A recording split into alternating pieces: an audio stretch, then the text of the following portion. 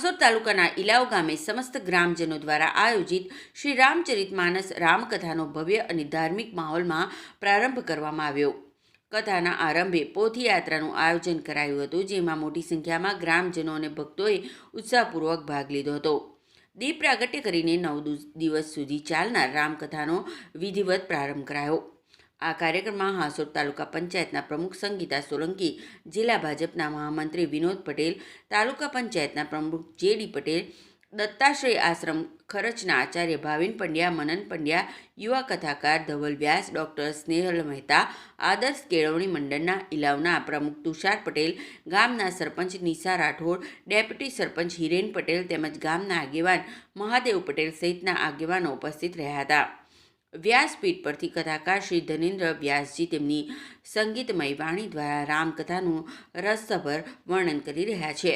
આ રામકથા 9 દિવસ સુધી રોજ રાત્રે 8 થી 11 વાગ્યા દરમિયાન યોજાશે, જેમાં મોટી સંખ્યામાં ભક્તો ઉપસ્થિત રહી ધર્મ લાભ લે એવી ભાવના વ્યક્ત કરવામાં આવી છે.